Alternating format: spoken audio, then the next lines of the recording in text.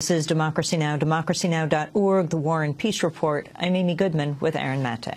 We're looking at the case of Bowe Bergdahl, the American prisoner of war released over the weekend in a prisoner swap.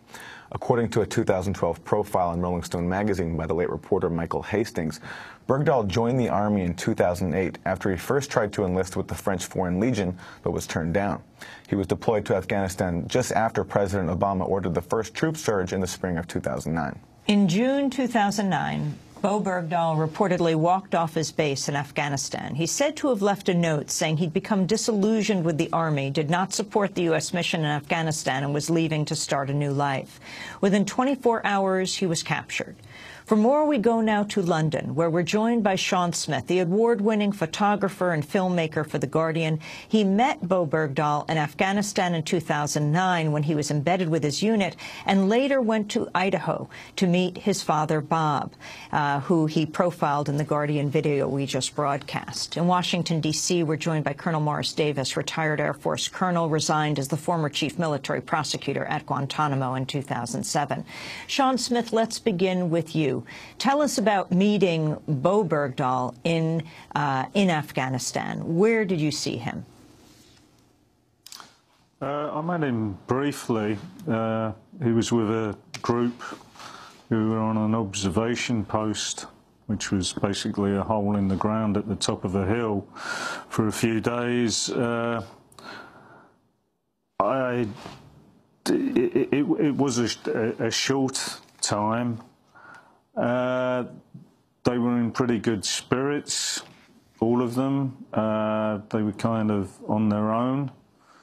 I think there was a couple of the other soldiers there early one morning on camera questioned the mission, the whole mission, I guess, in Afghanistan and what they were doing. I think the phrase was, these people have been dicked around by the Russians for 17 years and now we're doing it. And I think these people just want to be left alone. I think that's roughly what was said. I didn't hear that from Bowe at all. I don't know exactly what happened. I don't think anyone knows that for sure now. I know when I heard about his capture, even the place was unclear. So I don't know if it was the same. It happened about 10 days after I was with him. So, you know, there seems to have been quite a bit of speculation about what happened and him.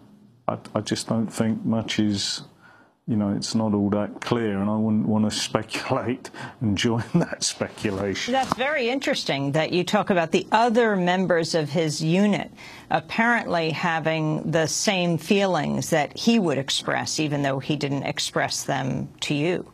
We put out a video in 2009, you know, with the guys saying that. I was about 3 months in Afghanistan. I went from being with the 501st. I mean, I was hoping I was going to spend a couple of weeks with Bowe and these guys. I then got pulled back and went to another area with the 501st, and then went on to join the Brits with Operation Panther's Claw. But, yeah, I mean, we didn't know the circumstances. I found out sometime later. But as I say, the video we ran at the time, there's 2 guys who were in the same dugout, hole in the ground. They had started their early morning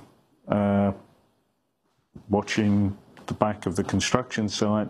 And that's what they said. So I think at that time,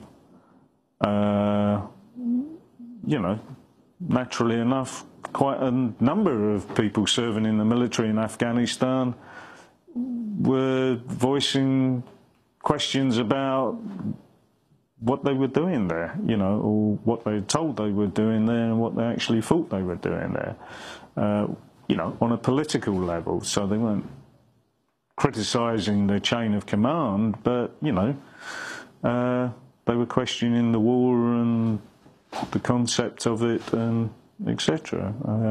it wasn't very unusual. I mean, I had a similar thing with a couple of the Brits, which was quite unusual, but, you know, a number of American soldiers expressed queries and questions.